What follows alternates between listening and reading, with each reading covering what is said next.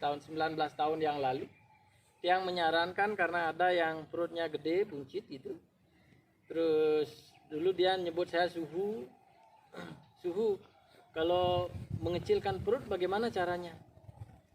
Terus tak bilang, bisa nggak tidur setiap malam itu biar tangannya itu selalu begini. Kalau panas tangan ini, andaikan dia selalu bisa di perutnya kita ini, maka lemak-lemak yang ada di sini akan mencair dia, dan nanti akan mudah untuk didistribusikan gitu. Jadi ketegangan yang kita buat itulah sama seperti orang olahraga, misalkan dia sering begini, maka lama-lama ini jadi kencang gitu. Jongkok bangun kita sering, nanti otot paha dan betis itu jadi kencang. Tapi kalau kita saat tidur yang bukan sawesana nih, walaupun di awal rasanya nyaman gitu, tapi secara tidak sadar kita membuat tubuh kita sebagiannya masih tetap aktif. Oleh sebab itu ketika kita bangun, nanti yang lain ini mengejar keaktifan yang tadi, ya. Itulah yang membuat kita mungkin susah kembalinya untuk rileks. Karena yang lain sudah ngejar, sedang aktif gitu, nanti mau istirahat lagi, mau ngerilekskan semua kan nggak berbarengan lagi gitu. Jadi paling enak itu memang sawesana. Begitu juga di kitab kita menyatakan sawesana itu paling nyaman, paling enak gitu. Nah kalau tidur, terutama yang wanita-wanita ya, sama seperti kita pakai sarung, pakai pakaian-pakaian yang yang membelenggu kita ini, itu bisa juga memunculkan benjolan-benjolan. Begitu juga wanita, misalkan kalau dia pakai BH, nanti ada benjolan di mana misalkan kita pikir ini sebagai tumor, padahal itu ada mungkin lemak atau jalur darah kita yang membeku di situ sementara. Begitu kita longgarkan saja, dia pelan-pelan mungkin hilang. Kalau dia misalkan sakit, dipencet misalkan sakit, kita pikir itu sebagai tumor yang menyebabkan kita sakit. Andaikan sudah dilonggar-longgarkan, apalagi ditambah dengan gerak gitu, nanti pelan-pelan dia akan hilang. Yang di Jakarta ada juga yang begitu, udah divonis harus di kemo dan lain sebagainya. Jadi dengan sering dia berlatih, mengalirlah semua, terbuang. Yang penting jangan dicekoki pikirannya bahwa itu adalah penyakit dan harus segera di kemo, aduh harus begini, harus begitu dan seterusnya gitu. Pikiran kita akan mengarahkan kita untuk terjerumus pada penyakit yang memberatkan kita. Ada lagi pertanyaan? Ya.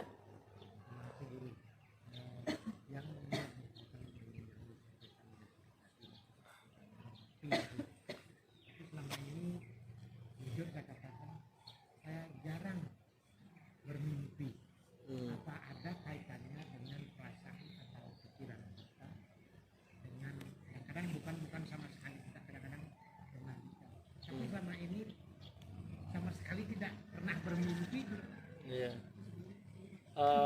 Mimpi sebenarnya ada 4 kesadaran kita ya.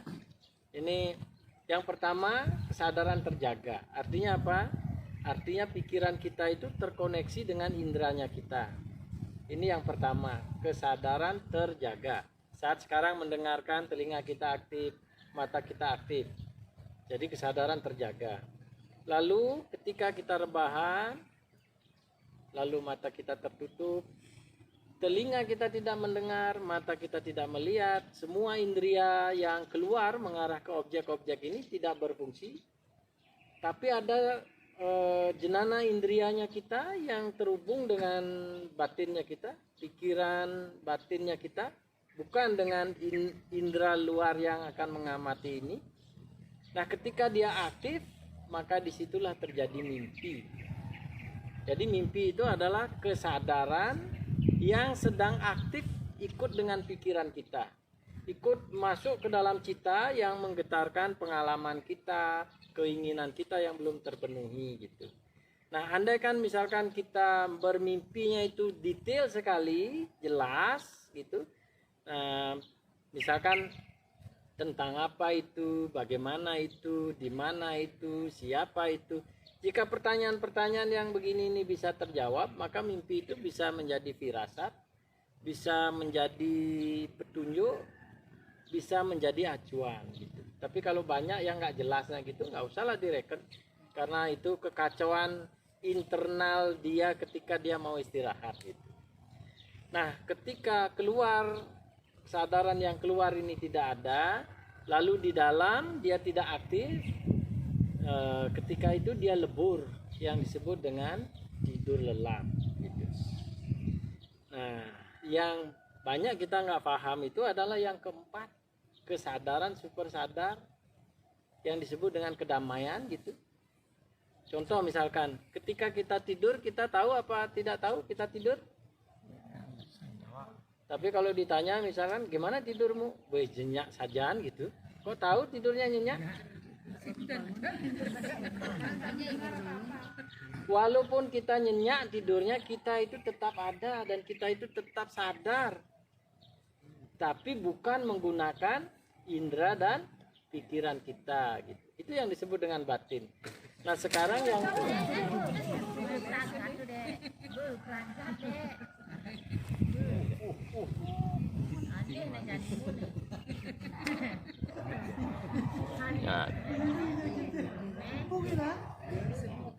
ya. Oke, kita lanjutkan ya. Jadi yang keempat, ya kapan-kapan kita bahas lebih detail. Ada yang disebut dengan kesadaran super sadarnya kita. Super sadar itu hanya damai. Dia ada di saat terjaga, dia ada saat kita bermimpi, dia ada saat kita tidur. Itulah aku yang sesungguhnya gitu. Tapi kita nggak membahas yang begitu. Nanti yang advance-nya mungkin kita membahas napas dan kebebasan jiwa kita gitu. Kang Wang, sementara ini kita belajar yang gampang-gampang dulu tentang tubuh kita gitu ya. Ada lagi yang bertanya? Kalau misalkan nggak bermimpi, nggak usah minta mimpi. Nggak ada. Kita santai aja. Di samping itu dulu, kadang kalau memang bermimpi itu, tapi yang saya mimpikan itu tidak orang yang saya kenal. Ya, karena Orang lain. Seingat setelah hati kesadaran kita ini, setelah pikir itu kita mimpi orang yang tidak pernah kita kenal gitulah sama sekali. ya karena mimpi di luar kuasa kita. Kadang-kadang apalagi kita percaya adanya reinkarnasi. Di dunia mimpi kita itu kadang-kadang mungkin level kehidupan kita yang ke-10 lalu gitu misalkan. Itu muncul, mana kita bisa kenal. Kita ke pura entah di mana pura itu kita juga nggak tahu. Nggak mungkin akan pura, oh jelas ke pura Uluwatu sembayangnya, posisi segala macamnya sama seperti Uluwatu. Sangat jarang yang begitu gitu. Oleh sebab itu kalau misalkan mimpi yang mimpi tentang orang yang kita tidak kenal, mimpi dan lain sebagainya, udah abaikan saja daripada terus kepikiran nanti apalagi memunculkan ketakutan gitu. Gimana Pak Guru? Kita mau tanya terkait dengan tidur, posisi tidur. Jadi secara dari besar dapat saya tangkap bahwa posisi tidur yang baik itu adalah sawusana, Ya. kan seperti ini kan. Nah kemudian terkait dengan kondisi saya, kalau tiang kenapa kalau mau tidur itu ambil buku aja langsung gini nah baca 2 halaman aja udah langsung hilang. Tidur, Ya. Kalau duduk di kursi itu bisa langsung gitu langsung tidur ya. Ya. Padahal kita sebenarnya pingin karena tadinya nggak bisa tidur ambil buku aja dah. Baca kita bikin tahu apa gitu kan. Tapi pada saat kita bawa ke tempat tidur, terlentang tidur itu kadang-kadang tidak bisa langsung tidur dia gitu. Malah aktif dia kan? Nah, malah aktif dia lagi Aktif. gitu. Nah, kemudian terkait dengan untuk bisa cepat tidur, menggerakkan mata, apa istilahnya napas di mata tuh. Nah, itu yang belum, gimana yang dimaksud mengembiskan mata itu, apa hanya pikirannya saja ke sana apa supaya mata bergerak seperti perut gini tak bisa. Apa kepis kemampis kan Ya, tak bisa. dirasakan. Coba sekarang duduk dan merem ya. Tapi sebelum itu tak jawab dulu. Tadi ketika kita membaca misalkan, atau ketika kita sembahyang meditasi misalkan gitu, kita duduk Betul, tiba-tiba kita hilang dan tertidur kan. Betul, betul. Nah, ketika tidak ada bergerak, otomatis pikiran kita juga tidak bergerak. Sekali, dua kali, dalam arti satu tempo, dua tempo, tiga tempo, maka di situ langsung kita dianggap rileks. Dan rileks ini dianggap kita butuh istirahat. Disitulah kita langsung langsung ketiduran, langsung mengantuk, seakan-akan mengantuk gitu. Jek memang saya tahan langsung gitu. Nah, apa yang membuat dia begitu? Karena napas kita mengikuti relaksasinya. Andaikan napas kita tetap dia normal, kalau napasnya mulai agak redup juga, artinya aktivitas napas kita tidak sama seperti saat kita mulai membaca, maka disitulah kita akan terlelap. Karena secara umum tertidur itu mulai dari mata. Jadi ketika mata stagnan gini, tidak bergerak, terus napas kita pun akan lembut. Ketika napas lembut, dia akan mengiringi kita untuk istirahat gitu. Nah, inilah napas lembut ini, di napas dua jari itu, kalau dia lembut begitu, maka kita akan gampang untuk satu nektarnya menjadi aktif gitu. Tapi ini bisa dimanfaatkan untuk kalau kita misalkan mau meditatif. Jadi posisi mata, posisi diamnya, dan napas yang halus dan lembut, tapi kesadaran dipertahankan, itu kita mudah ke alam meditatifnya. Gitu. Bukan sesuatu yang jelek itu, Pak. Gunakan, bisa digunakan untuk arah, misalkan kita mau konsentrasi sesuatu gitu. Konsentrasi lah, kalau yang duduk mau sampai sembahyang kan kita mau ya kadang-kadang langsung lupa. Kayak orang tidur kan bukan meditasi. Nah, Kadang kita tidur. tapi ini yang memang tantangan bagi kita ya, karena kita biasanya aktif, otak kita aktif berpikir, terus perasaan, sensasi dan seterusnya. Ketika itu tidak ada, kita jadi bingung. Saya dulu juga sama gitu. Ini kenapa jadi apa? Karena apa? Karena kita itu terlalu pekat dengan identifikasi. Jika tidak ada sensasi, misalkan kita sembahyang atau kita meditasi, jok sing ada apa? Nggak ada apa-apa. Jadi kita pikir itu sebuah kegagalan. Justru semakin hari supaya semakin tidak ada rasa, tidak ada pikiran, tidak ada rasa, tidak ada sensasi. Semakin banyak sensasi, itu hanya kegalauan pikiran kita.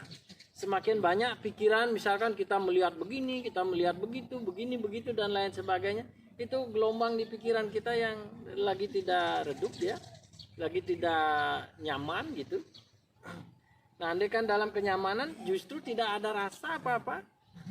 Dulu saya ketika belajar begitu, kok semakin hari semakin nggak ada apa-apa gitu. Di awal-awal kadang-kadang melihat begini, kadang-kadang melihat begitu, ada sensasi begini, sensasi begitu, dan seterusnya. Akhirnya kita kangen kan? Tapi di rahasia napas justru kita leburkan semua itu supaya yang ada hanya damai, kedamaian saja. Makanya dibilang Satchit Ananda gitu. Anandanya saja yang ini, kesadaran damai saja. Jadi karena kita biasa ada identifikasi, ketika nggak berpikir, kita pikir kita bodoh. Adi blok lagi nih, adi sedang berpikir otaknya gitu.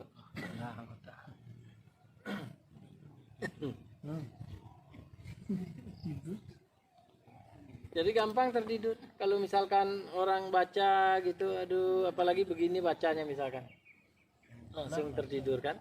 Kalau butuh membaca, coba napasnya diperhatikan. Ketika dia misalkan mau redup kayak begini, gerakkan matanya.